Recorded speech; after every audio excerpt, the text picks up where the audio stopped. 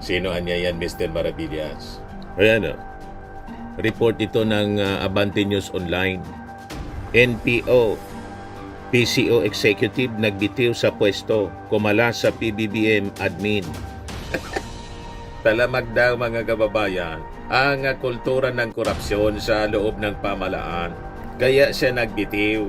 Ayan o. Iginiit niyang konsensya. Hindi kaginhawaan ang nagtulak sa kanyang pagbibitiw. Yan yung information na nakarating sa atin po.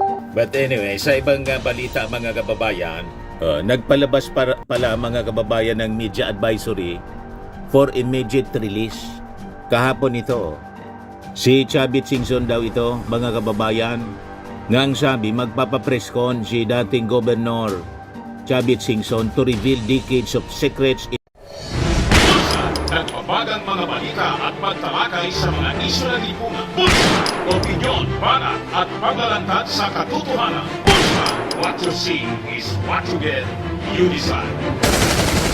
Mga kababayan, si Dante Maravillas. May bago na naman pong ginagamit sa black propaganda. Yung mga DDS laban sa ating Pangulong Bongbong. Sinohan niya yan, Mr. Maravillas? Ayan o. Report ito ng Abante News Online. NPO, PCO Executive nagbitiw sa pwesto, kumala sa PBBM admin. Yung NPO, National Press Office ang ibig sabihin yan. PCO, alam na ninyo, Presidential Communications Office.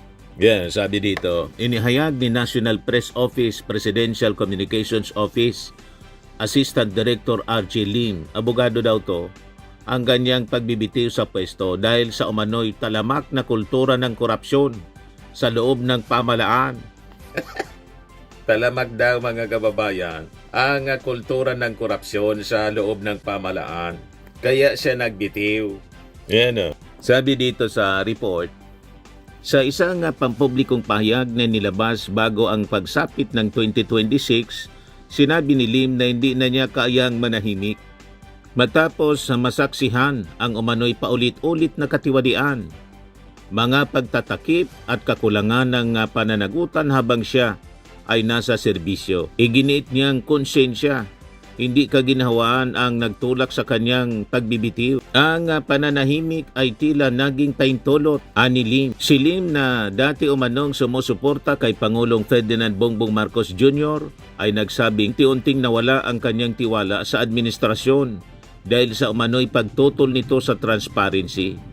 Binalaan din niya na may personal siyang kaalaman sa mga kamakailang pangyayari at tanda siyang humarap sa anumang pagsusuri kung kinakailangan.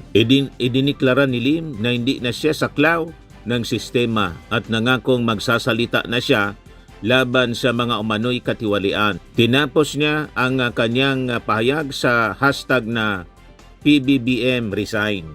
Yan mga kababayan yung kanyang post 2 days ago. 2026, why I will no longer be silent. I am entering 2026 niya with a different kind of resolve. So I resign, sabi po niya. Mga kababayan yung kanyang post. Sabi niya sa kanyang post, I did not leave government because it was hard. I left because I could no longer look at myself and say I was doing the right thing. I refuse to be another name who stayed quiet for the sake of position, access, or comfort. I am done being afraid of people simply because they hold power. I draw inspiration from those who still ask difficult questions, especially younger leaders who refuse to accept corruption as normal. Figures like Kiko Barsaga, Leandro Ligarda Liviste remind people that accountability is not disrespect. It is responsibility. I may no longer be young, but I refuse to grow old in silence.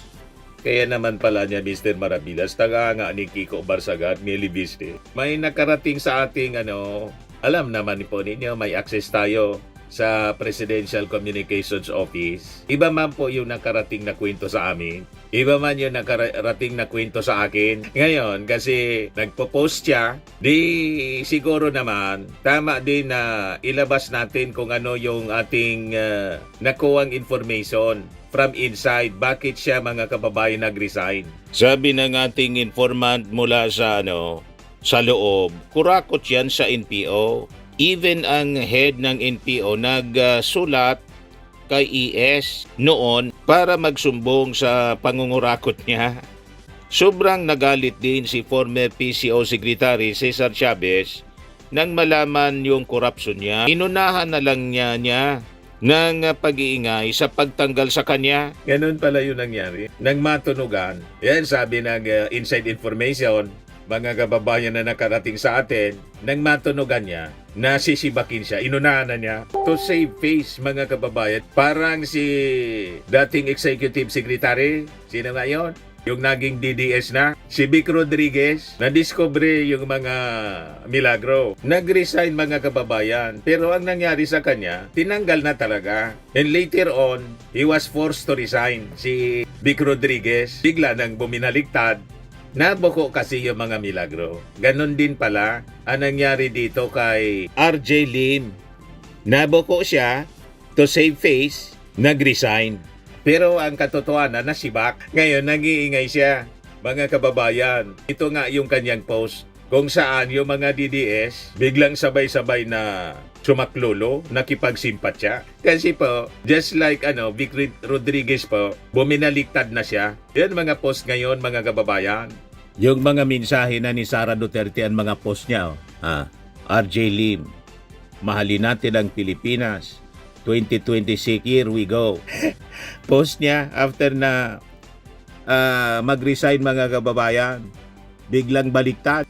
Siya na ngayon ang ginagamit sa bagong propaganda ng mga DDS trolls. Yan DDS troll ito po. Lagi binabas tayo nito. Wala magmuka yan ng mga kababayan na totoo. Fake ito po. Si GKO, sabi niya, I admire your wisdom. Encourage her. Can you file an impeachment case against the president then? Nanggatong agad ng impeachment laban sa Pagulo. Ganyan ang mga gawain ninyo pag nabubuko sa masasama ninyong gawain. Babaliktad at pagkatapos babanat sa gobyerno. Ngayon pala, mga kababayan, isinumbong na. Kasi may mga ginagawang milagro, mga kababayan, sa National Press Office. Sabay-sabay na sumaklolo yung mga DDS trolls.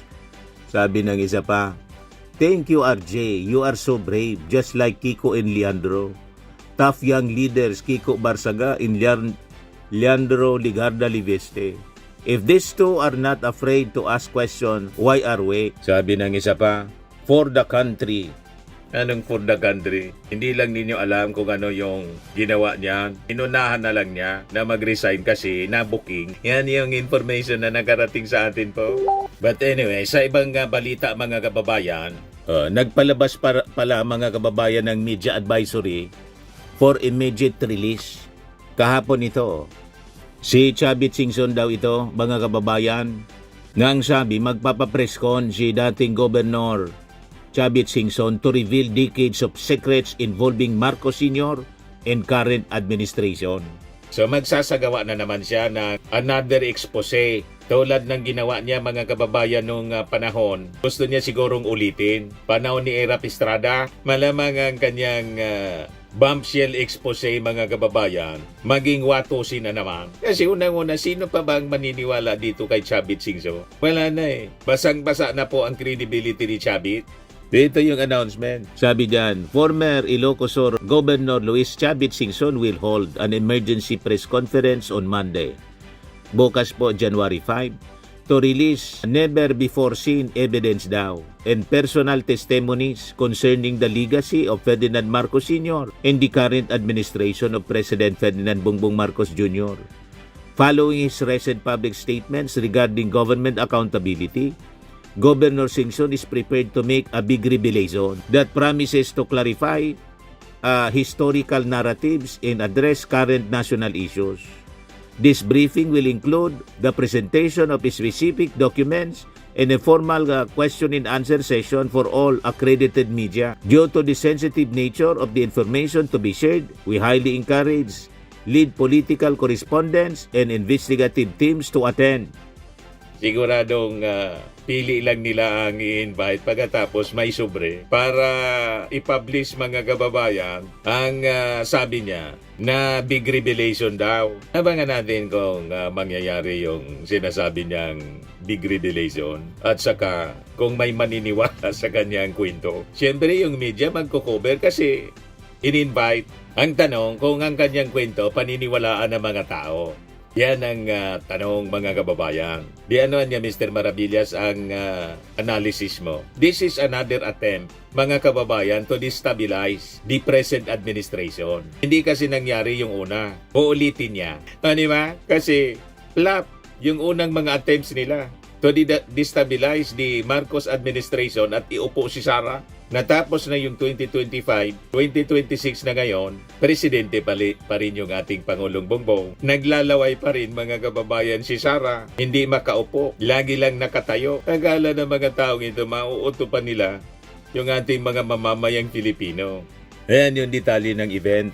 Press conference, the Singson Revelation. 9 o'clock in the morning daw, magsisimula yung registration. Ang dinyo sa Club Filipino San Juan City, Metro Manila. Ang key topics, unpublished accounts involving Ferdinand Marcos Sr., direct response to the current administration's political and flood control controversies, the release of supporting documents, evidence, RSVP and accreditation. So pinili niyang sa Club Filipino kasi historic yung Club Filipino. Historic venue siya. Pag may mga ganitong mga pasabog, diyan po ginagawa. So he's hoping na mauulit niya yung kanyang ginawa noon na nag-result mga kababayan sa pagkakapatalsik kay Erap Estrada. Huwag kami chabit.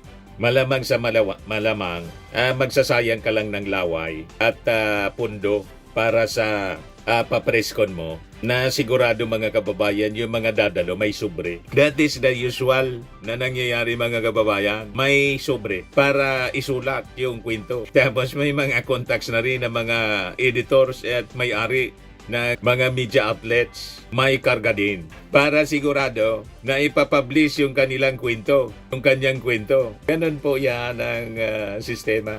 But anyway, abangan na lang natin mga kababayan kung ano yung sinasabing pasabog ni Chavit. Big revelation daw. Baka yung big revelation niya kung sa pasabog, watusi man lang. Yan lang po ang ating short video ngayon. Ako po si Dante Maravillas. Bye-bye. God bless. Firmax Firming and Lifting Cream, pinapahid po sa mga pulses in affected area. Mainam po sa paninigas ng mga kaso-kasuan.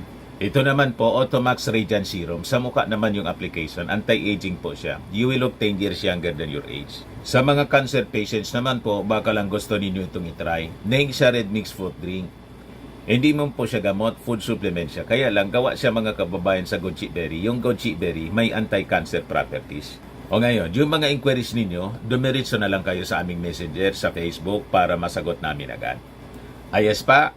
Ayos na ayos niya Mr. Maravilla. Sa mga nagana po ng malinis and spacious fitness gym, pumunta lang po kayo sa aming Colossal Fitness Gym. May Grab car rental din po kami. But anyway, ito po pala yung aming bagong product na binibenta online. I am worldwide amazing pure organic barley powdered drink mix from Australia. Negosyo to ng aking anak na architect entrepreneur Riz Maravillas. Ayan po. Kontakin na lang po ninyo siya, Riz Maravillas on Facebook. Ang mga health benefits niya, boost immunity, improves digestion, enhance energy levels, pack with antioxidants, prevent cancer. Ito naman po yung bago naming product na binibenta online. Eye Glow Serum, whitening po siya. Tingnan ninyo yung epekto sa aking anak na architect before and now. Yung mga inquiries po ninyo, dumiretso na lang kayo sa kanyang Facebook account, Riz Maravillas.